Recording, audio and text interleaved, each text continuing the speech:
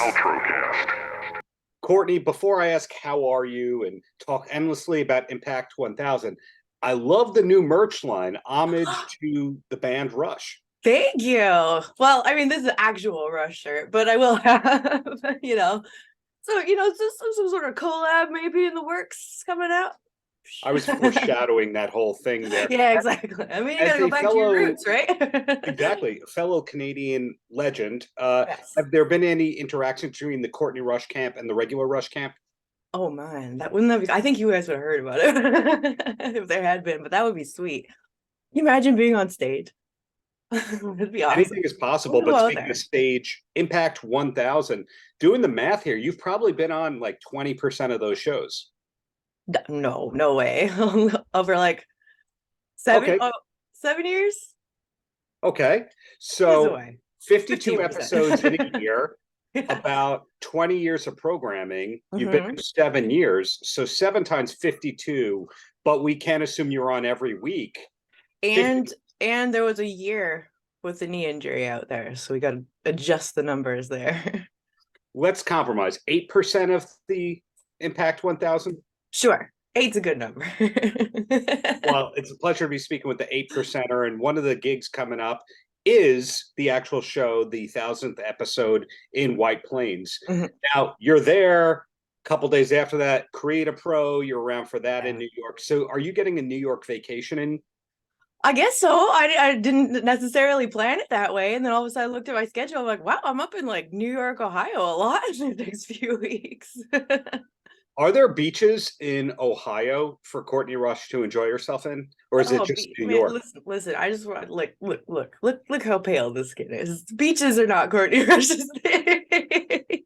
Paleness aside, I mean, some of us, I am either burnt or Hmm. pale. That's Oh how yeah, it goes for me. I am burnt right now, and I live in a beach town. You never yeah. know who the beach people are. No, and it's definitely not me anymore. And it's the sun's not super nice to tattoos. So just avoid it. Unless you purchase David Lee Roth's tattoo skincare cream, Right. But I don't which like the sun anyway, so I'll just leave that for the beach people. See, it all works out. do we know or are we allowed to know who you're wrestling at Impact 1000? Oh, I have no idea. This is like honestly the most like like if the Jeopardy music was playing and we're all just sort of like waiting to hear what's going on. But I did hear like I have no idea what's planned. I've been literally watching like the announcements pop up with like the beautiful people are gonna be there. I just got sent a message that like America's Most Wanted is gonna be there. I didn't even know that. That's I awesome. didn't know that. Yeah, it was like in my email for this meeting. I'm like, wow, this is cool. We're all learning things together. Well, America's Most Wanted, beautiful people. Hmm. Team 3D is going to be Yeah. there. Gail TKD is, reunited. That's been like how long? Like I think it's seven at years. least, right? Gail That's insane. wrestling, Kong wrestling. Hmm.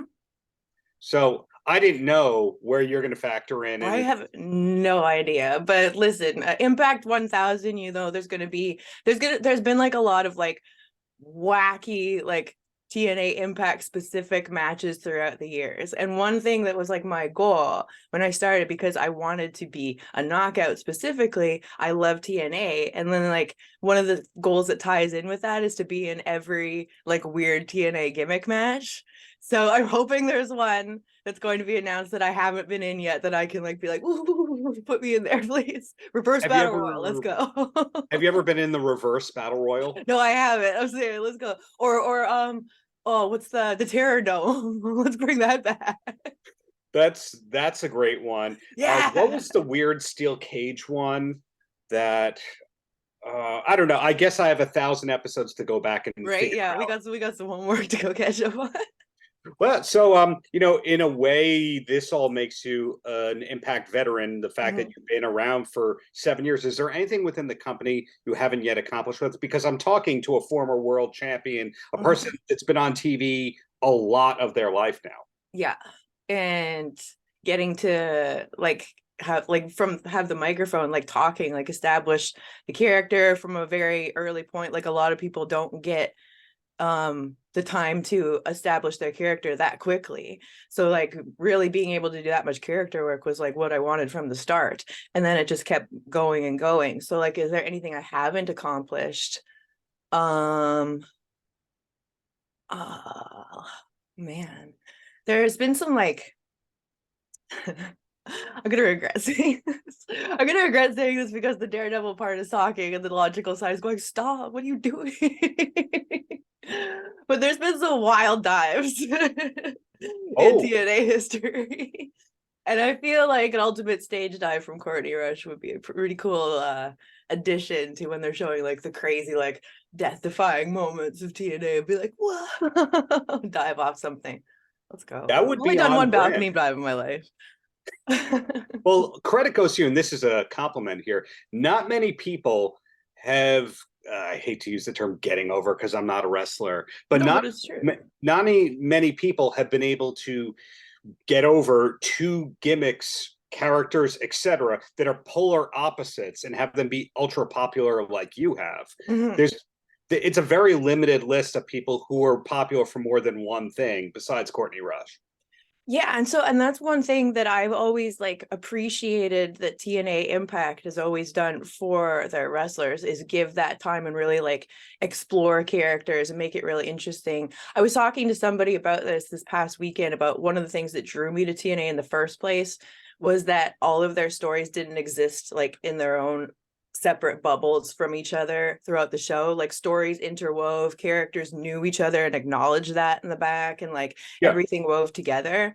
So I think that Impact in particular has always been like a really good place to develop that character work, and like you said, to be able to get over two characters. I mean, that's happened here. That's like Jessica, Susie, Susan, like just the ability to like be able to bite your teeth into a character, a story, and work with it. You get that here, and I think that kind of is testament to it. Just the fact that we've had people that can like have these wildly different characters and get the time, not just like 1 week, and if it flops, they're like cut. You know what I mean? Like, yeah, and they get acknowledged those prior characters long term. It's not yeah. like they create a new championship streak.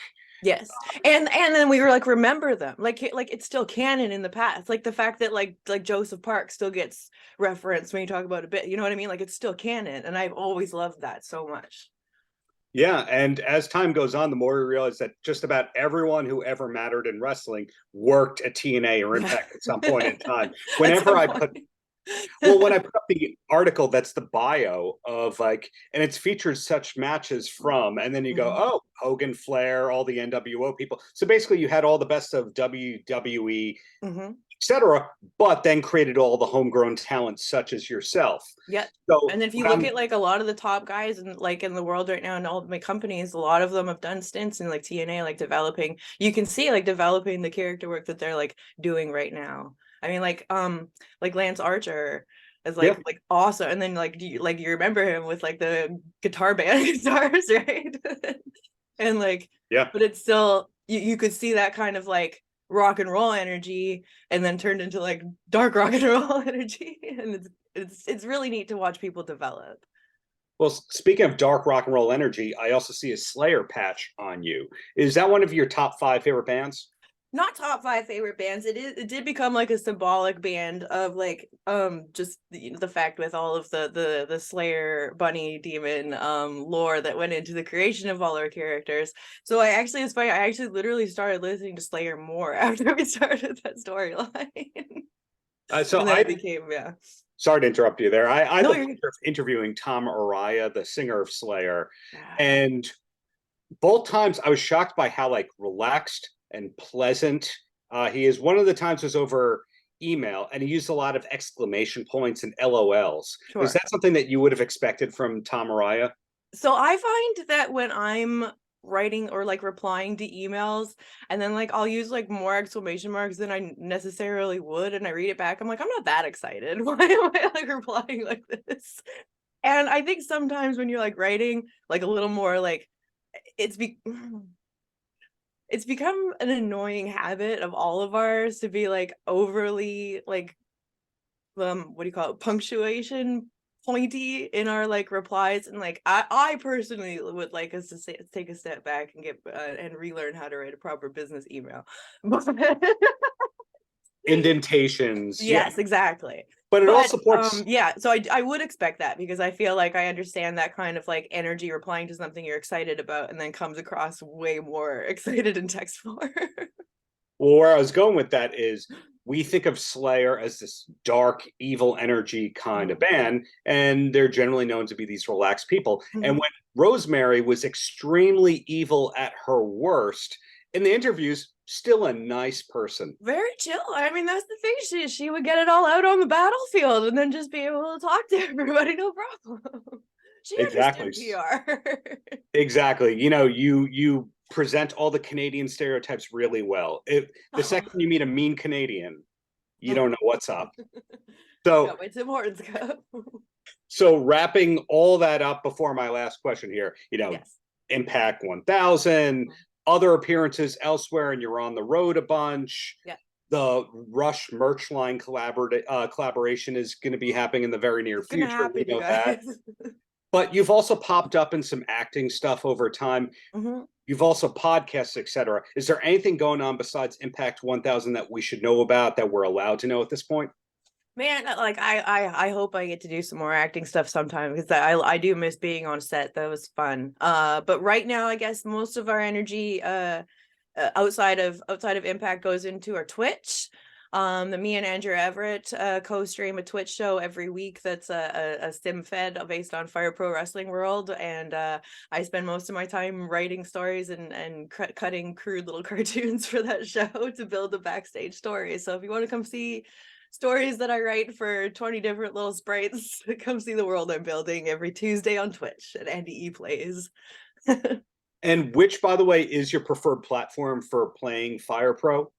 Yeah, on Steam, on PC is on Steam PC. Yeah. So you're too cool for PS. Much better than consoles. Yeah. Plus I'm an Xbox kid. Well, Courtney, thank you for your time. Thank you for being one of the must-watch people in Impact for a long time, and looking forward to what's to come from you. Thank you very much. I appreciate that. Paltrocast.